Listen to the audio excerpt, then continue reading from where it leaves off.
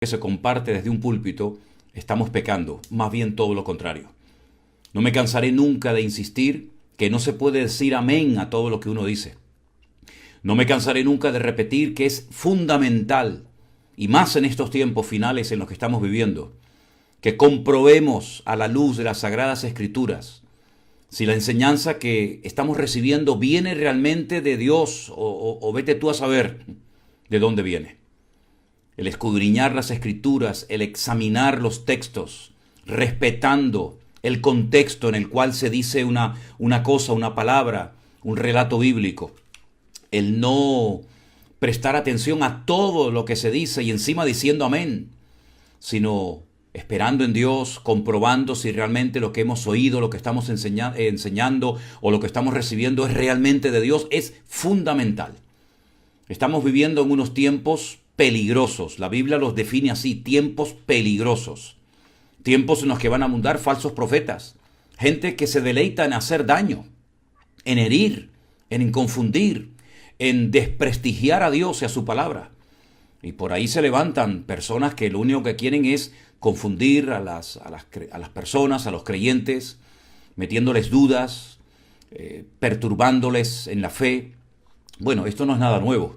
Ya desde los tiempos del apóstol Pablo sabemos que los falsos profetas, los falsos maestros, los falsos apóstoles se levantarían y estamos viviendo ya en esos tiempos. Tiempos en los que vemos cosas que durante años hemos leído y creído y compartido, pero que ya son una realidad, ya están entre nosotros. Esto no es el futuro, esto ya es el presente, es la realidad nuestra de cada día. Me quedo realmente sorprendido de ver las preguntas y las cosas que algunos de ustedes desde su país me comentan, ¿no? Por ejemplo, se ha puesto muy de moda en algunas naciones, en algunas iglesias o denominaciones, el tema de lo que llaman la paternidad. Es el considerar al pastor como si fuera el papá, el papaíto, ¿no? El papá de la iglesia. Y esto no es así. Yo sé que hay una carencia muy grande en muchas vidas, en muchos jóvenes, en muchas personas que a lo mejor la figura paterna prácticamente no existía, no la tuvieron. Pero eso de considerar al pastor tu papá y que él es el que te tiene que dar la bendición, ¿no? Yo recuerdo cuando era niño y vivía en Venezuela que siempre se decía a los padres, a los tíos, a los padrinos, papá, abuelo, tío, sobrino, quien sea, deme la bendición. Eso no funciona así, mi hermano. Usted la bendición la tiene que buscar de Dios y no del hombre. Hay gente que le gusta ir detrás de los hombres, buscando la bendición, buscando lo que llaman la unción, buscando palabra. Vamos a ser maduros. Vamos a dejar atrás de una vez por todas este sistema infantil e inmaduro de estar siempre buscando en los hombres las respuestas que tu Dios, tu Padre Celestial que te ve en secreto, te puede recompensar en público. Me llama muchísimo la atención cómo hay personas que son víctimas de o han sido víctimas de una mala enseñanza o de una nula enseñanza prácticamente. No comprueban, no escudriñan, no examinan las Escrituras. La cantidad de locuras, de disparates, de mentiras que se están diciendo en cuanto al tema de la vacuna. Yo me quedé muy sorprendido en estos días cuando varias hermanas me han escrito mensajes diciéndome, yo repito lo que estas hermanas me dicen, me cuentan, que se ha dicho en sus congregaciones que los cristianos que se dejen vacunar, el Espíritu Santo va a irse de sus vidas para siempre. Miren, realmente me indigné, realmente me sentí muy mal. Porque eso es falso, eso es rotundamente falso, es mentira.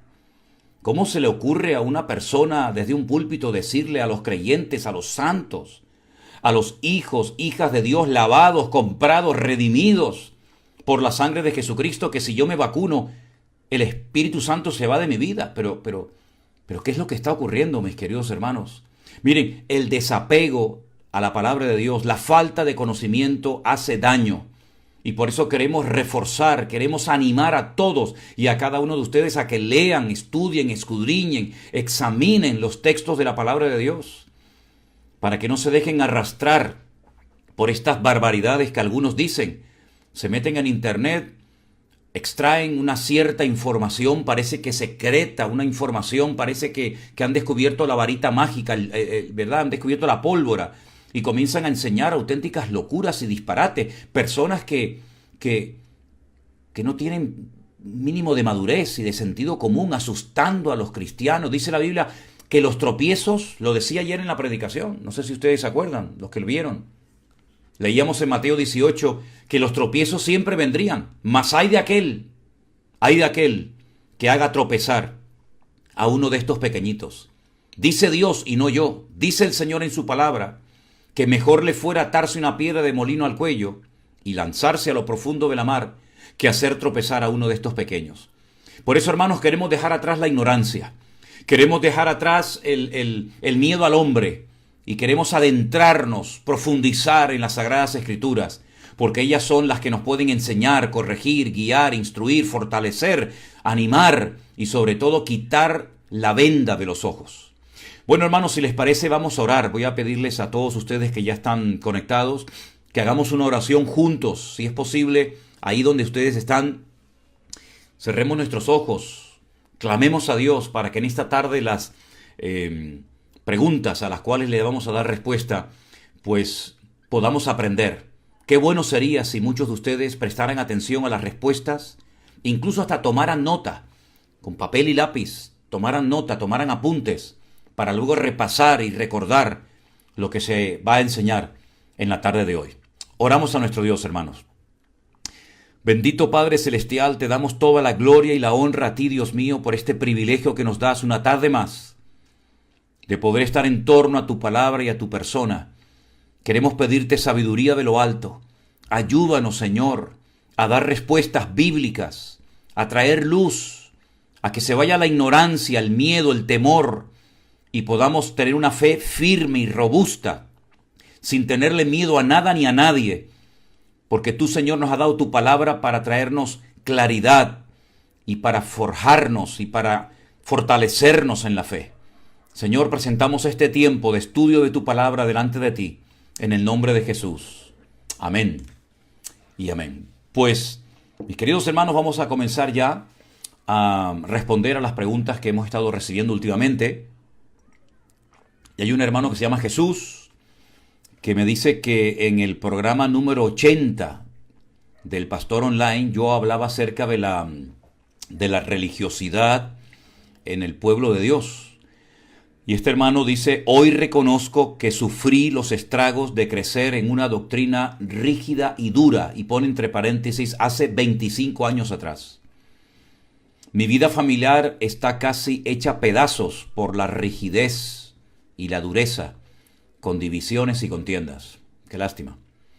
Con la pandemia le he conocido y espero poder solventar estos errores. Creo estar influenciado de este espíritu religioso y de orgullo que usted menciona. ¿Cómo puedo deshacerme de él? Pues muy fácilmente, así como le abrió la puerta a usted a la religiosidad y al orgullo, cierre la puerta arrepintiéndose, pidiéndole perdón al Señor y rogándole con toda su alma y con todo su corazón que en vez de ser usted un religioso, sea una persona madura y espiritual en las cosas del Señor. La religiosidad no tiene nada que ver con la espiritualidad. La palabra religión viene del término latino religa, reluga, relegare, que es atarse o volverse a atar. Dios no viene a buscar una iglesia llena de religiosidad. Dios viene a buscar una iglesia sin mancha y sin arruga. La espiritualidad está reñida frontalmente con la religiosidad, y el orgullo ni le cuento. El orgullo, la arrogancia, la soberbia es el cáncer que mata la espiritualidad en la vida de una iglesia. Así que si usted reconoce, gloria a Dios que lo reconoce, pero reconocer no es suficiente. Si usted reconoce que ha sido víctima de la religiosidad, que su matrimonio incluso ha sufrido muchísimo a consecuencia de todo esto y del orgullo, pues pídale perdón a Dios. Humíllese delante de Dios y Él le exaltará. Y el Señor es amplio en perdonar, porque Dios nos ama a todos y el Señor quiere lo mejor para la vida de sus hijos. Así es que eso es lo que yo le puedo decir. Pida perdón, arrepiéntase y pídale al Señor que le libere de esta actitud de orgullo, de religiosidad, y usted pueda ser una persona espiritual, buen padre o buena madre, que pueda ser una persona madura en las cosas del Señor, respetando a los demás aunque sean diferentes a nosotros, porque esa es una de las grandes, uno de los grandes problemas del religioso, y es que él cree que todo lo que él hace y todo lo que él dice es cómo se tienen que hacer las cosas y menosprecia a los demás, y eso es arrogancia, eso es orgullo. Arrogancia y orgullo que a veces camuflamos de servicio a Dios. Yo estoy sirviendo a Dios, pero menosprecio a los demás porque creo que no están sirviendo al Señor. Eso es orgullo. Es un orgullo camuflado, un orgullo que es tan destructivo como ese orgullo manifiesto, ¿verdad? El orgullo no es de Dios. El orgullo es todo lo contrario a la humildad, a la dependencia de nuestro Dios. Así que, arrepintiéndose, pidiendo perdón a Dios, se pueden arreglar muchísimas cosas. Y si tiene problemas en su matrimonio, pídale a Dios sabiduría y comience a trabajar en su familia, porque esa es la mayor prioridad de un hombre. Mi prioridad no es la iglesia, mi prioridad no es mi ministerio, mi prioridad es mi familia. Si yo pierdo a mi familia y gano el mundo entero, pues sería una tragedia. Por lo tanto, la prioridad es cuidar de la familia, cuidar del hogar, cuidar de la esposa, cuidar de los hijos, cuidar de su marido, porque muchos por atender viñas ajenas han destrozado y roto la suya. Así es que lo primero es su vida privada, su vida familiar, y luego todo lo demás ocupará un segundo o tercer lugar en su vida. No invirtamos el orden porque si no la factura va a ser demasiado cara y dolorosa. Viviana dice, en mi iglesia se ora en entendimiento y en espíritu, en orden, y hay interpretación, pero otras veces no hay interpretación, solo quebrantamiento, pero sin gritos ni alaridos. Primera de Corintios capítulo 14, algunos versículos que esta hermana menciona, habla del tema de hablar en lenguas extrañas. Pregunto, ¿siempre que se hable en lenguas debe haber interpretación? Y cuando no hay interpretación quiere decir que estamos practicando falsa doctrina. Estoy muy confundida. La única manera de que usted deje de estar confundida es que lea y estudie más la Biblia. Si usted estudia y lee la Biblia con detenimiento, toda su confusión va a desaparecer, se lo puedo asegurar. Porque la Biblia se escribió para ayudar a los creyentes, a las iglesias, a no estar en una confusión permanente. Y cuando hay confusión es porque hay poca Biblia, poco conocimiento de la palabra de Dios. Lea usted los capítulos 12, 14 de Primera de Corintios y usted sabrá cómo deben de operar decentemente y en orden los dones del Espíritu Santo en las congregaciones locales.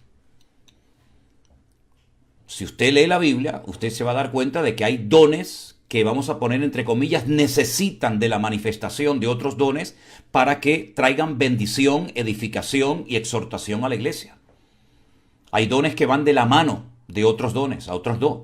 Otros operan, digamos, solos. Por lo tanto, lea detenidamente una vez, 2 veces, 3 veces, todas las veces que sea necesario.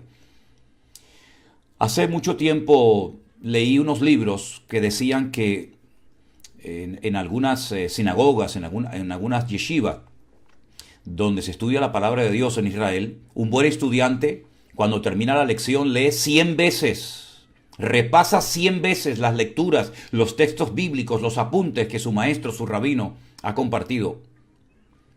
Es decir, se espera del alumno, se espera del creyente, que cuando termine el culto y diga amén, no se olvide del mensaje que acaba de escuchar, sino que durante todo ese día, durante toda la semana esté meditando y reflexionando en las palabras que ha oído.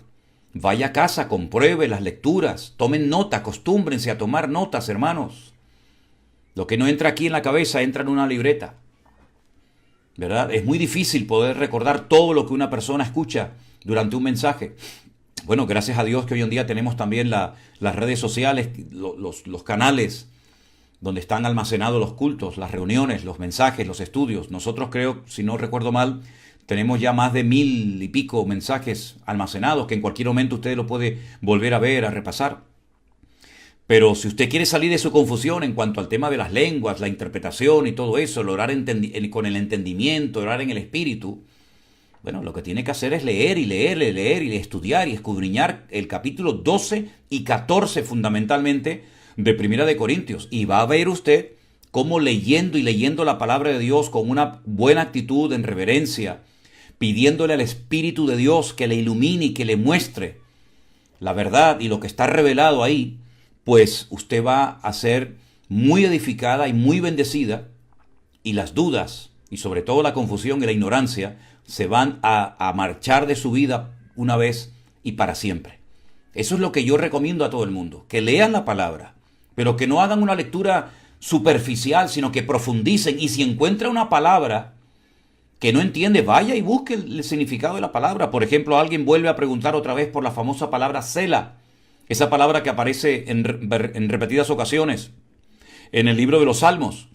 Bueno, lo que tiene que hacer usted, si usted encuentra una palabra en la Biblia que no entiende, vaya y búsquela en un buen diccionario bíblico, búsquela en Internet. Gracias a Dios, hoy en día en Internet tenemos muy buena información. Claro, también hay una información que no vale nada, pero la palabra Selah es un signo melódico, es un signo de la liturgia, de la poesía hebrea, que significa detente, medita, piensa en lo que has leído. Es un signo musical, como el silencio, ¿verdad? En un pentagrama. Selah es eso, párate, detente, medita, reflexiona, piensa. Pero usted no tiene que esperar a que el pastor el lunes le dé esa respuesta, sino que usted misma la puede buscar en Internet. Entonces, cuando me mandan a veces preguntas que tienen que ver con definición de palabras, yo lo que le digo, búsquela usted. Trabajen, muévanse, paguen el precio. No sean cómodos y digan, bueno, yo le pregunto el lunes al pastor y que el pastor me responda. No, usted haga su trabajo. Usted muévase, usted indague, usted escudriñe la palabra de Dios. Y si después de hacer su trabajo usted no entiende algo, me escribe. Pero lo primero que tiene que hacer es ser una persona disciplinada en el estudio de la Biblia. Una persona autodidacta, que escudriña, que busca, que compra buenos libros, diccionarios, comentarios, ¿verdad? Que se informa. Y eso es algo personal que todos los creyentes deben de acostumbrarse a hacer. Y no depender única y exclusivamente de lo que oímos desde un púlpito o desde un programa de radio, de televisión o internet, ¿verdad? Bueno, hay unas hermanas que recientemente han entrado en contacto con nosotros. Creo que es una mamá y una hija. Viven en la ciudad de Sátiva, aquí en España, en la Comunidad Valenciana. Y me preguntan lo siguiente. Vamos a ver. Si la iglesia, es decir, nosotros en la actualidad somos las primicias de la resurrección, según 1 Corintios capítulo 15, entonces nos vamos con el arrebatamiento, ¿verdad? Bueno, vamos a ver, la palabra primicias yo la sacaría. Yo no utilizaría a la hora de hablar de arrebatamiento, de segunda venida de Cristo. En este momento yo no utilizaría la palabra primicias, porque estamos utilizando un término que yo no utilizo a la hora de explicar esto. Yo vuelvo a decir lo que he dicho en muchas ocasiones. Yo he grabado una serie de clases de escatología bíblica. ¿Qué es la escatología? Para que nos aclaremos. Es el estudio de los acontecimientos finales, de las profecías que están en Apocalipsis, en Daniel, en Ezequiel y otros pasajes de la Biblia. Lean el libro que se publicó, donde está todo el material, vean las clases, porque si ustedes ven esas clases detenidamente, van a poder sacar conclusiones y se van a dar cuenta de que ese material está ahí y que ha sido, yo creo, muy útil para muchas personas. Entonces, aún no se ha producido una primera resurrección, por lo tanto no entramos dentro de lo que llamamos primicias porque estamos vivos, ¿de acuerdo? Entonces, yo he explicado en las clases de escatología que el libro Apocalipsis contiene 21 juicios, divididos en grupos de 7. 7 sellos, 7 trompetas y 7 copas. Hay una serie de cosas que ocurren en la primera parte de la Gran Tribulación, que dura 3 años y medio, y hay una serie de cosas que ocurren en la segunda parte de la Gran Tribulación, otros 7 años y medio, en total 7 años, ¿vale? Entonces, hay diferentes opiniones o posturas. Unos dicen que la iglesia es arrebatada antes, otros durante y otros después. Vuelvo a decir que sería muy bueno que usted escuchara lo que yo expliqué en esas clases de escatología, lo que yo escribí, lo que yo publiqué en ese libro llamado Escatología, porque a usted ahí va a ver los argumentos bíblicos que yo presenté para decir yo creo en esto, por esto y por esto. ¿Sí? Aunque a mí en la escuela bíblica me enseñaron completamente diferente a lo que opino hoy en día. Pero claro, yo en aquel momento era de los que, como muchos, dicen a todo amén. Pero cuando yo comencé a indagar y a estudiar la palabra de Dios, pues me di cuenta de que no todo lo que me dijeron era realmente así, sino que muchas veces la gente cree en cosas que no ha comprobado por sí mismo, pero que como las han oído y las han repetido y repetido y repetido, dicen amén. Pero después cuando se sientan, se paran y escudriñan atentamente la palabra de Dios, se dan cuenta de que a lo mejor no todo, pero algunas cosas que se dijeron en su momento no eran realmente así. Entonces, pido que vean esas clases de escatología que les van a venir muy bien. En cuanto al día postrero, bueno, la Biblia cuando habla del día postrero habla de los tiempos finales. ¿De acuerdo? Los tiempos finales que tienen unas características que tenemos que conocerlas. Y las podemos conocer porque la Biblia describe cuáles son las características de los últimos tiempos, ¿verdad? Por ejemplo, arrancando con Mateo 24, hay una lista de características muy interesantes. Lucas capítulo 21 y otros libros de la Biblia. Entonces, dice la hermana, pero si no somos las primicias, es decir, somos los de Cristo y solo el Señor es la primicia. Es que aquí, yo vuelvo a repetir, se está utilizando un término que no es correcto y lo que produce es más confusión que otra cosa. Mira, aquí hay una iglesia que va a ser arrebatada y unos creyentes que están muertos que van a resucitar cuando Cristo venga a arrebatar a su iglesia. ¿Cuándo se va a llevar ese acontecimiento? Bueno, yo le digo una cosa, yo he dedicado horas de estudio y de preparación y se han dado unas clases para que ustedes las oigan, tomen nota. De hecho me consta porque hay pastores, hay grupos que me escriben, que me llaman y me dicen, nosotros estamos estudiando detenidamente con el libro, con el material que se publicó, con las clases, estamos viendo, porque a veces es importante, creo que a veces es importante escuchar otras opiniones, ¿verdad? Y compararla con la nuestra, para ver si a lo mejor estoy equivocado, o tengo que cambiar en un punto, ¿verdad? Porque como son cosas que todavía no se han cumplido en un 100% en su totalidad, pues se puede especular, aunque lo que está bien claro que hay cosas que están muy claras en la Biblia, por lo menos yo las entiendo así. Así es que la iglesia, algunos dicen que será arrebatada antes de que comience la gran tribulación, otros decimos que va a ser arrebatada en la mitad de la gran tribulación y otros dicen que va a ser arrebatada al final de la gran tribulación. Pero usted tiene que leer todo el material, todo lo que dice la palabra de Dios, tener toda la información encima de la mesa y luego usted, con toda esa información, con todo ese tiempo de estudio, usted puede también llegar a sus propias conclusiones. Si no lo entiende, me vuelve otra vez a escribir. ¿Ok? Estamos en los tiempos finales, estamos en los tiempos de los dolores de parto. Ya han comenzado los dolores de parto. Ahora, hay personas que me dicen, pero bueno, siempre los cristianos han creído que estaban en los últimos tiempos. Eso no es verdad. No siempre los cristianos han creído que estaban en los últimos tiempos. Ha habido épocas en las que no se hacía prácticamente ninguna o escasa referencia a los tiempos finales. Yo soy de la opinión de que hoy en día, como nunca, se tiene que hablar en las congregaciones y enseñar a la iglesia acerca de los acontecimientos finales. Porque lamentablemente tengo que decir que hay todavía mucha ignorancia, mucho desconocimiento, incluso me atrevería a decir hasta mucha indiferencia por parte de muchos acerca de la escatología bíblica, acerca de los últimos tiempos. Por lo tanto, animo a todas aquellas personas que tienen la capacidad de compartir, de predicar y de enseñar desde los púlpitos, a que den estudios, a que se formen, a que se esfuercen por enseñar a sus respectivas congregaciones más cosas relacionadas con los últimos tiempos. Tenemos una pregunta que nos hace una hermana donde dice que si lo que se dice en el capítulo 3 de Isaías ya se cumplió cuando fueron llevados a Babilonia o todavía está por cumplirse. Bueno, mi recomendación es la siguiente: lea detenidamente 1, 2, 3, 20 veces el capítulo 3 de Isaías.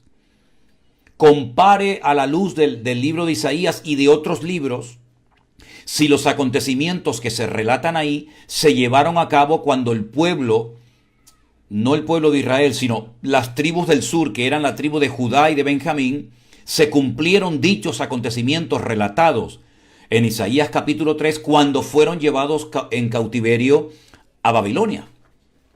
Usted puede comprobar por sí misma si el templo fue destruido, si miles de personas perdieron la vida, si la ciudad de Jerusalén fue destruida.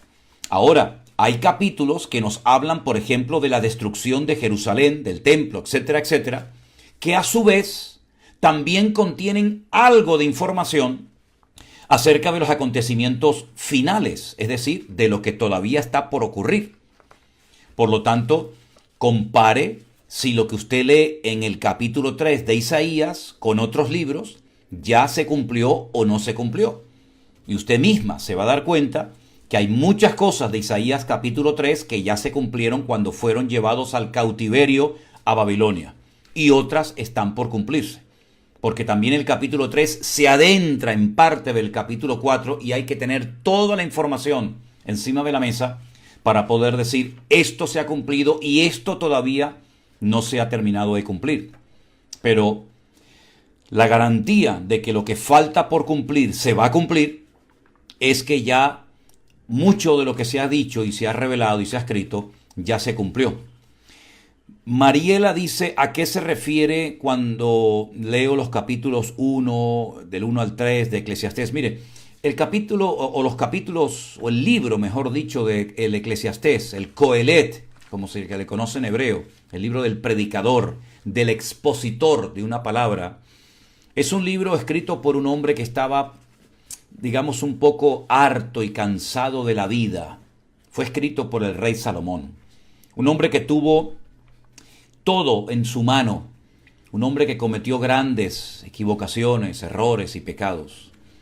Y por eso usted está leyendo un libro de un hombre que está cansado de la vida, que lo ha probado prácticamente todo, y que al final del camino él llega a la conclusión que lo mejor que un hombre puede hacer es consagrar su vida a Dios, dedicarle su juventud al Señor y no perder el tiempo. Entonces, no es un libro para inspirarnos en las cosas, digamos, negativas que nos relata el autor, sino es como un botón de muestra y un ejemplo para que nos demos cuenta que cuando vivimos apartados de los caminos del Señor, las consecuencias que podemos llegar a experimentar en nuestro estado de ánimo, en nuestra economía, en nuestra familia, etcétera, etcétera, se convierten en una pesada carga. De ahí que Salomón en repetidas ocasiones en el libro del Eclesiastés utilice mucho la expresión vanidad de vanidades, como diciendo estoy harto, estoy cansado de todo. Pero al final se da cuenta que lo único que verdaderamente es importante, necesario en la vida, es mantenernos firmes en los caminos del Señor y nunca apartarnos de Él. Es como una especie de diario, si me permiten, una especie de diario personal del rey Salomón, en donde él expresa, donde él escribe sus reflexiones sobre animales, sobre cosas que contempla, sobre cosas que analiza y estudia, y al final se da cuenta de que todo es una pesada carga y que lo mejor en la vida es vivir consagrado completamente al Señor. Hay un hermano que, basándose en Lucas capítulo 28, y voy a leerles esos versículos, Lucas capítulo 28, los versículos 11 y 12, me hace la siguiente pregunta. Yo voy a leer, si les parece, los versículos que el hermano Lucas quiere que le explique y ahora se lo digo. Repito, Lucas 28, 11 y 12. Dice, porque en lengua de tartamudos y en extraña lengua hablará este pueblo. Ese es el versículo que el hermano dice. Bueno, aquí hay una referencia, pregunta Lucas, aquí hay una referencia al don de lenguas, porque no entiendo a qué se refiere eso de lengua de tartamudos. Mire, en primer lugar, aquí no hay ninguna referencia al don de lenguas. Eso fue lo que a mí me enseñaron. Fíjese lo que le digo. Cuando usted me hace esta pregunta, a mí me viene a la mente que a mí me dijeron que en ese versículo había como una especie de profecía acerca del don de lenguas. Nada más lejos de la realidad. Porque la traducción en lengua de tartamudos, en idioma, en Safá, en Lashon de tartamudos, eso no dice la Biblia. No existe el idioma de los tartamudos. Existen muchos idiomas, pero no existe el idioma de los tartamudos. Analicé, leí en hebreo lo que dice ese versículo y no dice lengua de tartamudos, sino dice en lengua extranjera. En lengua extranjera hablará este pueblo. Cuando el pueblo de Israel, o mejor dicho, las tribus del sur, Benjamín y Judá fueron llevados al cautiverio, comenzaron a hablar una lengua extranjera que ellos no conocían. Y allí fue donde ellos comenzaron a hablar el arameo, porque en Babilonia se hablaba el arameo. Y se convirtió en una lengua muy usada para el pueblo de Israel y para muchas personas en aquel tiempo. No dice la Biblia lengua de tartamudos. Eso es una pésima traducción. La palabra tartamudos no aparece en el texto en hebreo. Aparece la expresión en lengua de extranjeros. Ellos aprenderían a hablar otro idioma, el idioma de los que le iban a llevar cautivos a Babilonia durante 70 años. Y ese idioma lo aprenderían allí. Prueba de ello que mucha parte del Talmud, hay dos Talmud, el Talmud Babli y el Talmud de Jerusalén, pues fue escrito en su mayoría en lengua aramea. Y el arameo se hablaba incluso en la época del Señor Jesucristo. Por lo tanto, no es en lengua de tartamudos, sino es en una lengua extranjera y no es una referencia al don de lenguas, ni muchísimo menos. No tiene absolutamente nada que ver con eso. Bueno, avanzamos y damos respuesta a otra pregunta, si les parece. En Primera de Reyes, el capítulo 13, ¿sí? Primera de Reyes, capítulo 13, se habla de un profeta que Dios envió a amonestar al profeta Jeroboam. Bien. Entonces dice, ¿por qué fue engañado por un viejo profeta? Yo le agradecería mucho que me pudiera explicar, porque cada vez que leo este pasaje se me queda un mal sabor de boca. Dice, le sigo desde febrero. Mi hija me envió una de sus predicaciones. Mire, si ustedes leen detenidamente, no lo voy a hacer porque es un capítulo muy extenso, pero me imagino que ustedes, o la mayoría de ustedes, conocen la historia. Hay un profeta que se envía a dar un mensaje a un lugar. Y a ese profeta se le prohíbe, Dios le prohíbe, escuche bien, Dios le prohíbe categóricamente que coma, que beba en el lugar al que él va a profetizar. Pero permítame leerles parte del capítulo 13 de Primera de Reyes, porque aquí hay una enseñanza muy importante a tener en cuenta. Versículo 11 dice que moraba entonces en Betel un viejo profeta, al cual vino su hijo y le contó todo lo que el varón de Dios había hecho aquel día en Betel, y le contaron también a su padre las palabras que le había hablado al rey, efectivamente al rey Jeroboam. Su padre les dijo, ¿por qué camino se fue? Sus hijos le mostraron el camino por donde había regresado el varón de Dios que había venido de Judá. Y él le dijo a sus hijos, ensilladme el asno. Y ellos le ensillaron el asno y él lo montó. Y yendo tras el varón de Dios, le halló sentado debajo de una encina y le dijo, ¿eres tú el varón de Dios que vino de Judá? Y él dijo, yo soy. Entonces le dijo, ven conmigo a casa y come pan. Mas él respondiendo le dijo, escuchen bien esta palabra, no podré volver contigo, ni iré contigo, ni tampoco comeré pan ni beberé agua contigo en este lugar, porque por palabra de Dios, versículo 17, estoy leyendo en Primera de Reyes, abra su Biblia, siga la lectura conmigo, por favor. Primera de Reyes 13, 17, porque por palabra de Dios me ha dicho, no comas pan ni bebas agua allí, ni regreses por el camino por donde fueres. Era una orden concreta, directa y específica de parte de Dios. No comas ni bebas agua en ese lugar al que yo te mando a predicar. Entonces este viejo profeta le dice, mintiéndole, miren lo que dice el verso 18, mintiéndole le dijo, yo también soy profeta como tú, y un ángel me ha hablado por palabra de Jehová diciendo, tráele contigo a tu casa para que coma pan y beba agua. Entonces él volvió con él y comió pan en su casa y bebió agua. Y todos conocen el resto de la historia. Si Dios, la máxima autoridad, le había dicho no comas ni bebas nada, ahora viene un viejo profeta y dice, no, es que yo soy un profeta como tú. Y un ángel de Dios me ha dicho a mí, no a ti, me ha dicho a mí, que vengas a mi casa, que comas y bebas agua. Y este profeta, olvidando que Dios le dio a él personalmente una orden, se deja manipular, se deja engañar por este viejo profeta y después al final termina perdiendo su vida. Por encima de la palabra de Dios no puede haber nada. Ni sueño, ni revelación, ni visión, ni ángeles, ni nada. Si Dios te dice a ti algo, es Dios el que te tiene que volver a dar una especie de contraorden. Pero mientras a usted Dios no le vuelva a hablar, no tiene que prestar ninguna atención a lo que le dice un profeta, y en este caso, como dice la Biblia, encima mintiéndole. Las consecuencias fueron terribles. Perdió la vida. Si a usted Dios le dice algo en la palabra y usted va a una iglesia y un profeta, entre comillas, le dice algo que no está en la palabra, no le preste atención. Dios nunca le va a decir a través de un hombre a usted algo diferente a lo que Dios directamente le dice a usted a través de su bendita y preciosa e inspirada y poderosa palabra. La palabra es soberana. No hay profeta, reverendo, rabino, apóstol, evangelista, pastor o llámese como se llame, que tenga más autoridad que la palabra de Dios. Sea anatema. Si un ángel del cielo, dice la Biblia, se disfraza como ángel de luz, o un demonio se disfraza como ángel de luz, y predica un evangelio diferente, automáticamente lo descartamos. Aquí hay una advertencia clarísima a dejarnos llevar por profecías del hombre y no por palabra de Dios. ¿Qué le parece?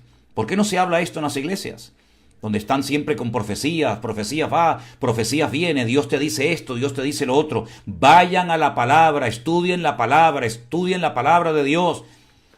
Y se van a dar cuenta que cuando ustedes tengan una buena base, una buena enseñanza bíblica, no van a necesitar tanta palabra y tanta profecía de hombres.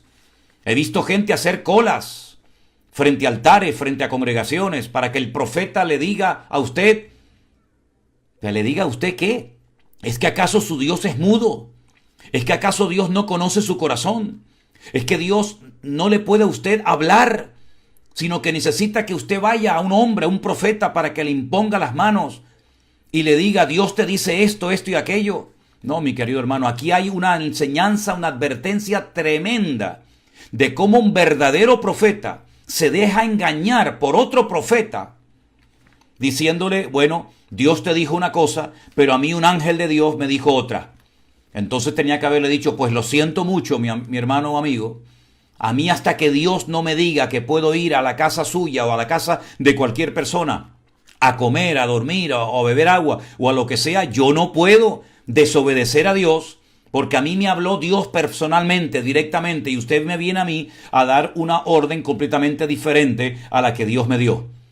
Abramos los ojos, seamos maduros y vamos a poner por encima de la palabra profética, vamos a poner la palabra de Dios. Si esto se hubiera practicado, si esto se hubiera hecho en las iglesias, ay hermano, cuántos problemas, cuántas lágrimas, cuántas divisiones, cuántas falsas expectativas se podrían haber desmoronado. Pero la gente que no lee la palabra, que no tiene una buena base bíblica, que no tiene un buen fundamento, van, se comen la profecía, le dicen a todo así, amén, y se dejan a veces manipular por los hombres, porque déjeme que le diga algo, también se puede manipular a la gente, y yo lo he visto y lo he vivido en carne propia, pero para eso tenemos la palabra. Sea la palabra soberana y que la palabra sea la que le hable a usted, y por encima de la palabra de Dios, ni profeta ni vainas, no hay nada ni nadie que le pueda a usted dar una contraorden que su Dios le ha dicho a usted y le ha puesto en su corazón y que además está por escrito. Porque la gran ventaja de nosotros los cristianos hoy en día es que tenemos por escrito la palabra de Dios. No es que, bueno, Dios me rijo, Dios, no, ¿dónde está? Ahí, bueno, hágale caso a la palabra. ¿Se da cuenta? En fin, espero que esto sea de advertencia y que usted no tenga otra vez mal sabor de boca cuando lea esta historia, sino al contrario, que ahora esta palabra sea miel a su boca, sea miel a su corazón y que usted aprenda a poner la palabra de Dios por encima de cualquier palabra del hombre. No me va a dar tiempo de dar respuesta a todas las preguntas que estamos recibiendo, pero bueno, vamos a avanzar un poquito más si les parece. Hay una hermana que dice, ¿me puede explicar Génesis 24:9? Bueno, vamos a ir al versículo Génesis 24:9 e intentaré explicárselo lo mejor posible. Abran sus Biblias, por favor, acostúmbrense conmigo en este tiempo a estar no solamente tomando nota, sino también a leer los versículos directamente de la palabra que yo estoy leyendo. Repito, Génesis, la hermana Carmen dice que le expliquemos Génesis 24:9, y dice así: entonces el criado puso su mano debajo del muslo de Abraham, su señor, y le juró sobre este negocio. Vamos a posicionarnos, vamos a situarnos. Génesis 24, ¿de qué habla? Bueno, habla de cómo el patriarca Abraham le pide a su criado, a su hombre de confianza, que busque una esposa para su hijo Isaac. Y hay un juramento. La pregunta de nuestra hermana Carmen es: cuando el criado juró poniendo su mano debajo del muslo del patriarca Abraham, ¿tiene esto algún significado especial? ¿Por qué debajo del muslo?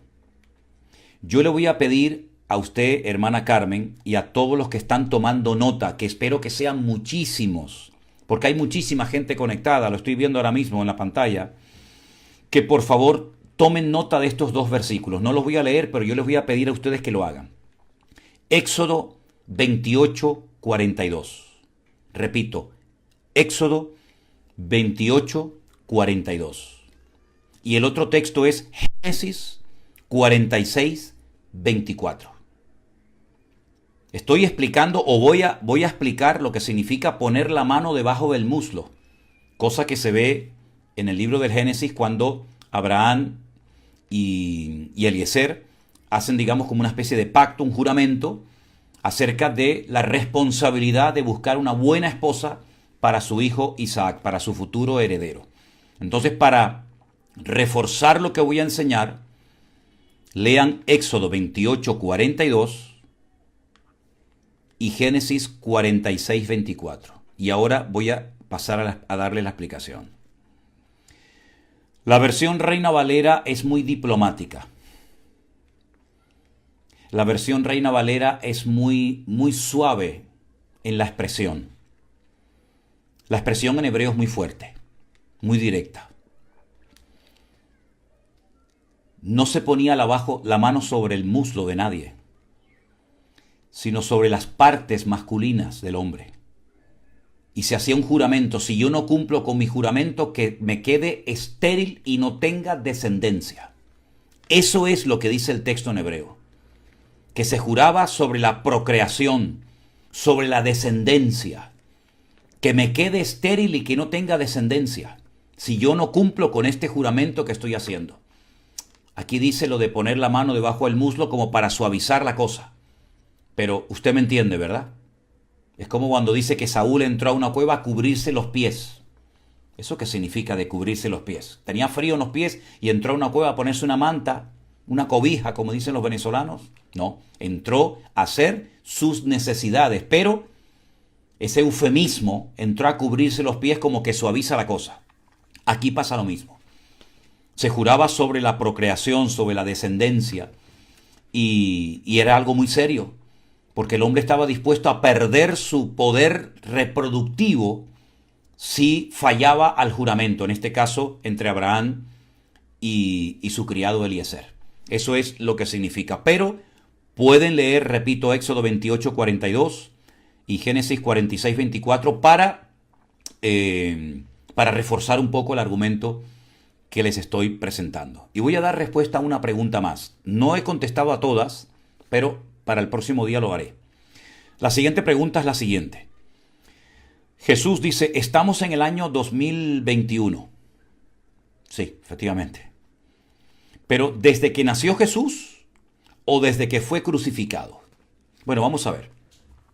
El calendario que utilizamos nosotros es un calendario que fue creado, inventado, diseñado, o lo mandó a hacer, mejor dicho, el Papa Gregorio. Es el famoso calendario gregoriano, basado en el sol, 365 días. El calendario bíblico, lógicamente, no lo mandó a hacer ningún papa. No es un calendario solar, sino es un calendario lunar. Tiene 360 días porque habla del ciclo de la luna y no habla del ciclo del sol, ¿vale? Algunos dicen que nuestro calendario tiene un error de 3, 4 años, pero no es desde la crucifixión de Cristo, sino que partiría desde el nacimiento de Cristo. Entonces realmente, en vez de estar en el 2021, después del nacimiento de Cristo, estaríamos 3 o 4 años más, ¿vale? Así que en vez de en el 2021, tendríamos que estar en el 2024, 2023, 2025, ¿verdad?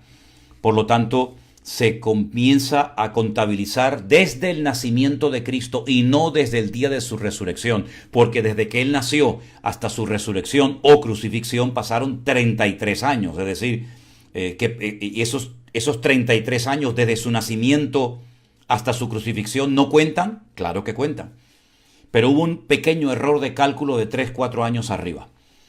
Bueno, y dicho esto, damos por concluido hoy nuestro tiempo de preguntas y respuestas. Quedan algunas en el tintero. Queda la pregunta de una hermana Carmen, queda la pregunta de Ana, queda otra vez las preguntas sobre los ángeles caídos, si pueden o no pueden tener contactos, relaciones carnales con personas hoy en día, y otras preguntas que las vamos a contestar la próxima semana. Yo espero que hayan aprendido algo. Espero también, sobre todo, haber podido ayudar a las personas que hicieron alguna pregunta. Yo no soy ningún experto en nada, no presumo de nada, pero intento, a la luz de la palabra de Dios, responder a su pregunta, pero eso no quita el que usted, una vez que ha oído mi opinión o la respuesta que yo le he dado, siga estudiando, siga profundizando, siga indagando en la palabra de Dios y siga buscando más y más, porque sin lugar a dudas, la respuesta que yo le he dado no es una respuesta que dice, bueno, esto es lo que hay, sino que sigan leyendo, sigan estudiando, sigan profundizando, porque eso es bueno y el Señor le va a ayudar a descubrir aún más por su cuenta. Hermanos queridos, no me quiero despedir sin darle las gracias a todos los que nos siguen diciendo, y lo notamos, quiero decirles a todos que lo notamos, que ustedes están orando por nosotros. Es que mire, se nota cuando hay miles de personas que están orando por uno, por mi familia, mis hijas, por los músicos, por todos los que trabajan en las cámaras, en los ordenadores. Notamos el respaldo del pueblo de Dios de una forma tremenda. Notamos que están orando por nosotros, lo digo de corazón. Así que muchísimas gracias y por favor, no dejen de hacerlo. Sigan orando por nosotros. Necesitamos mucha oración. Pero yo también quiero dar las gracias a todas las personas que sin decir y sin pedir nada, porque nunca lo hemos hecho, sienten en su corazón enviarnos ofrendas para que el ministerio siga adelante. Sin la ayuda de ustedes, hubiera sido imposible, humanamente hablando, llegar hasta aquí. Creemos que el Señor les está usando a ustedes para que este ministerio siga adelante. Pero permítame una vez más dirigirme específicamente a los hermanos que nos ven y nos siguen desde los Estados Unidos.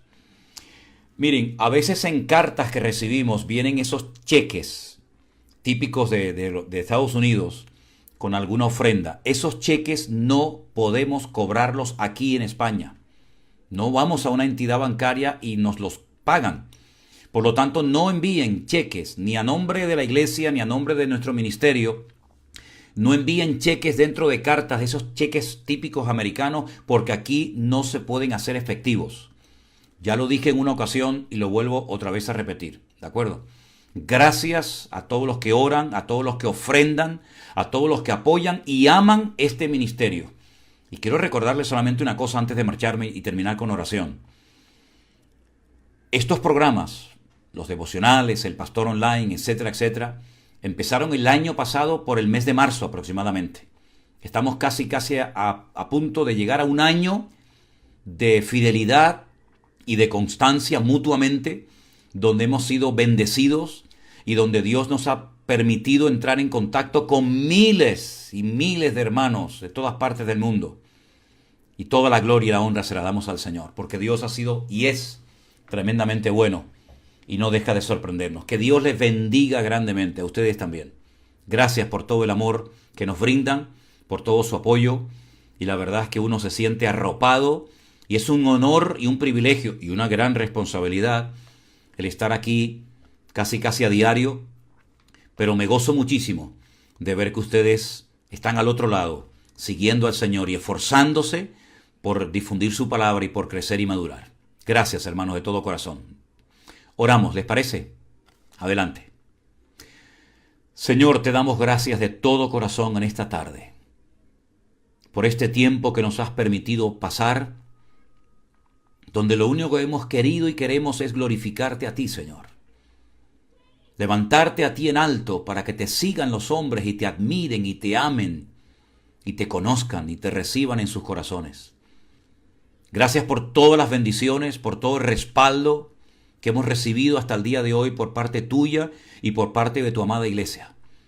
Señor, trae un renuevo, una fortaleza espiritual a todos y a cada uno de nosotros, para que sigamos adelante predicando tu palabra, tu verdad, y ayudando a muchas personas a salir de la ignorancia y del temor. Gracias por cada uno de mis hermanos. Nos ponemos en tus manos, en el nombre bendito de Jesús. Amén y amén. Mis queridos hermanos, Dios les bendiga. Que pasen una buena tarde. Gracias por haber estado ahí. Les mando un gran saludo y nos seguiremos viendo todos los días en el tiempo del pastor online por las mañanas. No se me olvidó orar, lo acabo de hacer. A lo mejor es que llega con retardo, ¿verdad? Yo sé que cuando yo hablo hay un pequeño retardo, pero a esa persona que acaba de escribir ahora diciendo, pastor, se le olvidó orar. No. Vas a ver que oré. Te va a llegar la oración en unos segundos. Dios les bendiga, hermanos. Saludos para todos.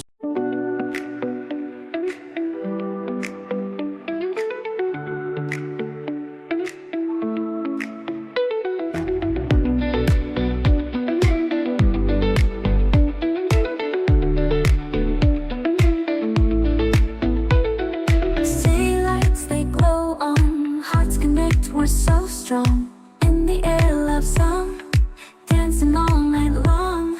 Whispers in the breeze, fingers intertwined with ease. Fairy tale comes true. With you, I just can't lose. Magical love, it's so real. Every moment I can feel. Sparkling dreams, no need to chase. Found it all in your sweet embrace. Electric night so bright, lost in your eyes tonight. Underneath stars we shine, two souls in perfect line. Magical love, it's so real. Every moment I can feel. Sparkling dreams, no need to chase. Found it all in your sweet embrace.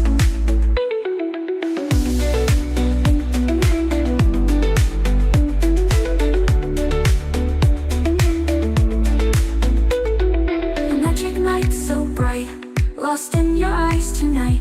Underneath the stars we shine, two souls in perfect line.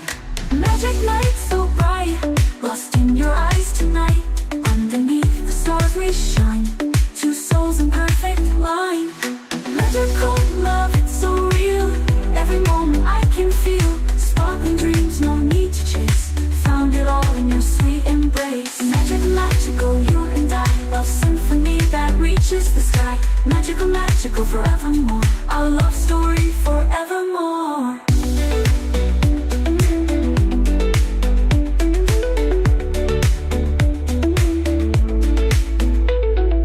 Magic night so bright, lost in your eyes tonight. Underneath the stars we shine, two souls in perfect line.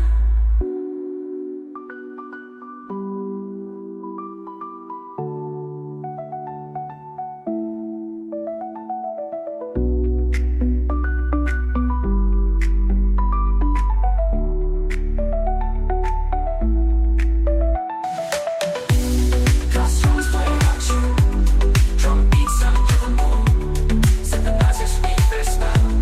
In your arms, my heart does swell.